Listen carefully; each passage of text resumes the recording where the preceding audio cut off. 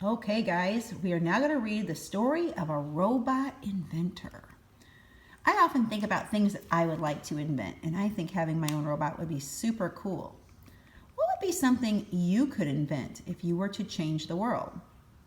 If you want to write about something different in your journal prompts today, consider writing about an invention that you use every day that you think is neat and how you could improve upon that invention. The story of a robot inventor. Now keep in mind, Miss Kronk is going to read the story, and I want you to read along with me the first time.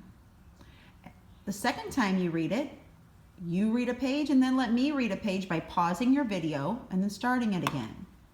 The third time you read it, try to turn the sound off and read it by yourself. Use the screen.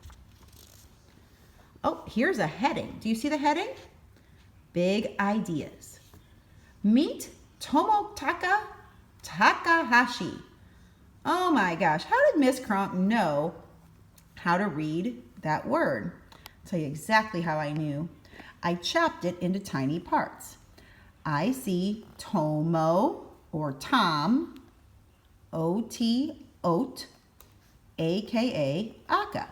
I kind of chopped the words in each section. Then Takahashi, tak, a, has, or ha, she. We might sound it out a little different because we really don't know how this guy's name is said, but if you chop the word into little bitty chunks, you can often sound it out. Meet Tomotaka Takahashi. He invents unusual robots. How did he get started? Mr. Takahashi was born in Japan in 1975. That's the same year Ms. Kronk was born. As a child, he played with blocks. He used his imagination to make all sorts of forms and shapes. And he is from Japan, right there, and we are from the United States, right here.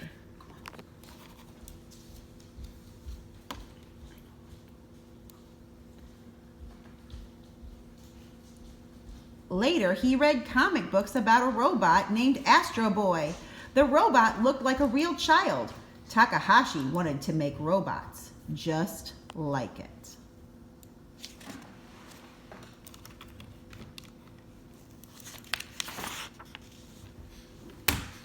Ooh, we're to another heading, finding out about robots.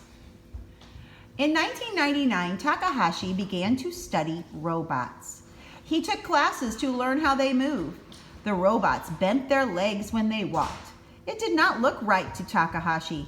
People did not walk that way. Then Takahashi had an idea. He made a better robot. It did not bend its legs when it walked. It moved more like a person. Ooh, another heading. See that big bold heading? Making better robots. In 2003, Takahashi started his own company. He made robots. A short robot climbed a cliff with a rope. A bigger robot lifted a car with its arms. Another robot rode a bike for 24 hours. Takahashi began to put his robots in contests. He made 3 robots for a sports race in Hawaii in 2011. The first robot had to swim.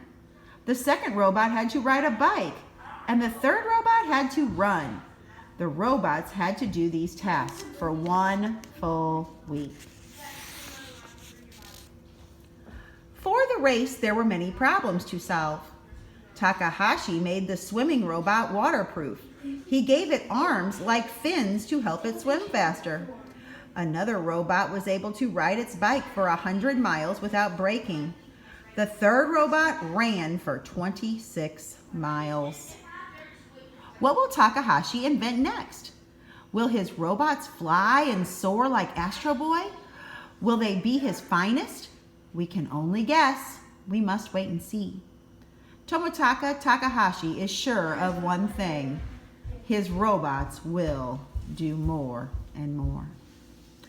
If you could invent any kind of robot, what kind of robot would you invent? What would it do? Now, today we're going to be talking about problems and solutions. You know, when I have a problem, I have to find a way to fix it.